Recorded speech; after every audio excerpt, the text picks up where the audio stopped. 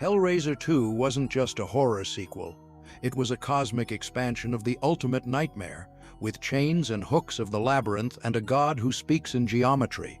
But behind the infinite maze, the film was a beautiful disaster held together by duct tape. An actress walked off set, the studio was going bankrupt, and the writers had to reinvent the star villain on the fly. These are 15 creepiest facts about Hellbound Hellraiser 2. And hidden in its score, the god Leviathan is secretly tapping out the word God in Morse code. Number 1. The Lost Queen of Hell ending. The movie originally had an ending that would have totally warped the entire franchise. In the theatrical version everyone knows, the villainous Julia Cotton gets dragged to hell and defeated on the windswept platforms of the Labyrinth. But the original script and the actual filmed footage had her survive. This secret ending was supposed to show workers cleaning out Dr. Channard's house, where they find the grim remains of a mattress. Julia would then rise from that mattress, fully regenerated, wearing a totally awesome, severe, and elegant black dress.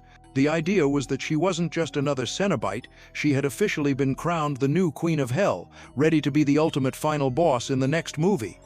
Number 2. Why the actress quit. So, if the Queen of Hell ending was filmed, why did they cut it? The entire direction of the franchise changed because of one person, the actress Claire Higgins. Even though she was amazing as Julia, she didn't want to be stuck making horror movies forever. She was afraid of being typecast, so she refused to sign a contract for any more sequels. Because she quit, the writers had to panic and rewrite the script during production to give her character a permanent death. This created a massive void in the villain role that had to be filled. The studio looked at the supporting monster, Pinhead, and decided to promote him to the main villain. Basically, Pinhead only became the icon he is today because the original star walked away. Number 3. The Event Horizon connection. A viral fan theory claims Event Horizon is actually a secret far-future sequel to Hellraiser. The idea sounds wild, but the visual evidence is hard to ignore. Event Horizon follows a rescue team investigating a spaceship that disappeared during an experimental jump and returned carrying something evil. At the center of the ship is its gravity drive, a rotating sphere that tears open a gateway through space. Fans noticed it looks almost identical to the Lament configuration puzzle box, both in shape and in how they open a portal to another dimension. The visions the crew experiences also match the Cenobite realm, scenes of intense suffering and a dimension built on endless torment. Even Dr. Weir transforms like a Cenobite, violently altering his own face to embrace pure sensation. This is why many fans believe the ship didn't enter a random chaos dimension, but Leviathan's labyrinth. Number 4. The Lost Freddy vs. Jason ending. When Freddy vs. Jason finally released in 2003, fans were thrilled to see two horror icons share the screen. The story centers on Freddy manipulating Jason to start killing again until the plan backfires and both slashers go to war with each other. But the writers originally had an even wilder idea for the ending. During early brainstorming sessions, they pitched a finale where the fight continues in hell. Just as Freddy and Jason tear into each other, chains shoot out of the darkness and trap them. Then Pinhead from Hellraiser steps forward and calmly asks, "Now gentlemen, what seems to be the problem?" The writers loved the idea, but New Line Cinema shut it down immediately. Pinhead belonged to Dimension Films, and the licensing costs were too expensive, killing what could have been the ultimate horror cameo. Number 5. Leviathan is actually God. When we think of hell, we usually picture fire, chaos, and the devil. But this movie presents a terrifyingly different concept. The god of this world, Leviathan, isn't a demon. It is a giant floating diamond shape that represents absolute cold order. The lore suggests that the Cenobites aren't serving a chaotic Satan. They are serving a deity of extreme geometry. This entity hates the messy, chaotic flesh of human beings and wants to force it into perfect, rigid shapes. It is essentially a lawful evil entity. The true horror here isn't that there is no order in the afterlife, but that the order is so strict it removes your humanity entirely to make you perfect. Number 6. The Morse code secret. The sound design for the god Leviathan hides a secret message that most fans never notice. As the giant diamond spins in the black sky, it emits a deep, booming horn sound that echoes through the labyrinth. If you listen to the rhythm of that horn, it isn't just random noise. It is actually tapping out a word in Morse code. The word it spells is simply God. This confirms the dark theology of the film. The characters haven't stumbled into a random pit. They have met the specific God of their universe. It is a chilling audio detail that implies that in the Hellraiser world, the Supreme Being is actually the architect of all their suffering. Number 7. The bizarre surgeon scene.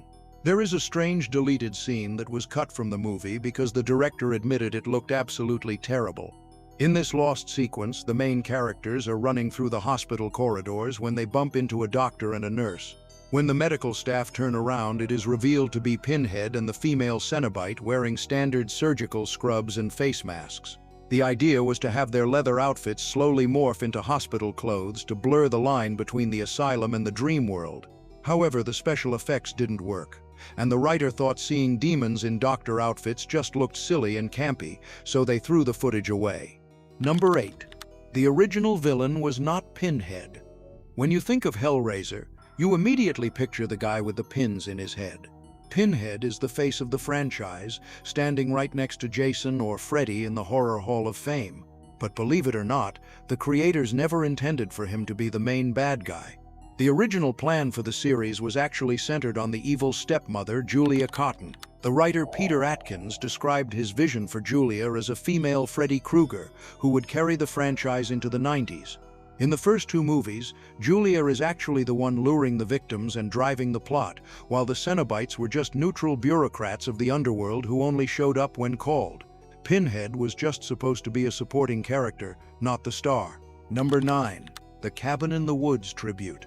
The movie The Cabin in the Woods is famous for hiding monsters from other franchises in its underground facility. If you look closely at the betting board scene, you can see a monster listed as Fornicus.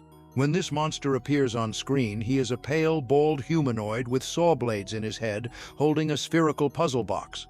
This was a direct, loving homage to Pinhead. The character is practically a Cenobite in everything but name, confirming that the Hellraiser mythology exists within the Cabin in the Woods universe. Number 10. The Great Dubbing Disaster. If you watch the movie closely, you might notice something weird about the voices. It feels like a bad dream where things don't quite match up. The film was shot entirely in England with a mostly British cast and crew, featuring British architecture and police uniforms. However, the studio was convinced that the movie needed to take place in America to sell tickets. So they forced a bizarre compromise. Almost all the background characters and minor roles were dubbed over by American voice actors in post-production. It creates an uncanny valley effect where the actors' lips don't always match the flat American accents coming out of them, accidentally adding to the movie's surreal, disorienting atmosphere.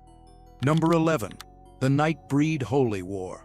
While they never met on screen, the monsters of Hellraiser and Clive Barker's other movie, Nightbreed, actually fought a war in the official comics. In the 1991 crossover series known as the Holy War, the Cenobites declare an all-out battle against the Nightbreed monsters. The Cenobites represent extreme order, while the Nightbreed represent pure chaos. Pinhead views the Nightbreed as an abomination because they are messy and disorganized, so he leads an army to exterminate them. It's a fascinating look at how these two monster societies view each other, one as religious zealots, the other as tribal outcasts. Number 12. The Maggot Man's Censorship. The movie is famous for being intense, but the censors at the MPAA forced the director to cut out over 5 minutes of footage to avoid a commercially deadly X rating. The biggest casualty was a scene involving the mental patient Browning. In the version people saw in theaters, his actions seem random and disjointed, but in the uncut version, we see that he is suffering from a condition where he believes his skin is covered in crawling maggots. He tries to frantically remove them in a gruesome act of desperation, which leads to the resurrection of Julia. The censors felt the combination of this intense hallucination and the disturbing way Julia reacts to the violence was way too extreme for general audiences. Number 13. The Illusion of Infinity. The budget for Hellraiser 2 was slashed right before production because the studio was going bankrupt, but the script still called for an infinite labyrinth. Since they couldn't afford massive sets or early CGI, the filmmakers used old-school matte paintings to trick the audience. The iconic scene where Kirsty runs along a narrow path with the maze stretching forever was actually done by filming the actors against a blue screen and pasting them into a detailed painting.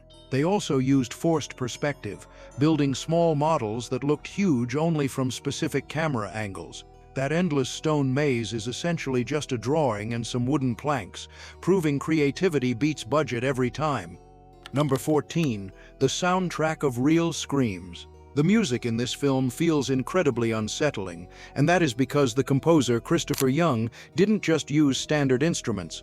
He used an avant-garde technique called musique concrète, which involves recording real-world sounds and manipulating them. Young recorded sounds of rattling chains, clanging metal bells, and visceral audio cues, then mixed them directly into the orchestral score. In tracks like Hall of Mirrors, the music is a blend of distorted carnival tunes and industrial horror sounds. This makes the soundtrack feel like it is physically part of the Labyrinth's machinery. It isn't just background music, it sounds like a giant machine grinding down the characters as they run through the maze. Number 15. Pinhead's human origin. This sequel was the first time we ever got a glimpse of the man behind the pins, demystifying the monster in a way that was actually controversial at the time. The opening scene reveals that Pinhead was once a human officer named Captain Elliot Spencer, who solved the box while suffering from the psychological scars of war. By making him a captain from World War I, the film adds a layer of historical tragedy to the horror. It implies that his obsession with the box didn't come from nowhere, it came from the industrial-scale destruction of the trenches. His tight leather outfit and strange shuffling walk are actually meant to mirror the visual horrors found on the battlefields of the Somme. He isn't just a demon, he is a tragic product of 20th century human violence. Hellraiser II is the perfect example of a beautiful disaster. It is a movie held together by duct tape, matte paintings, and the sheer willpower of a crew working with a shrinking budget.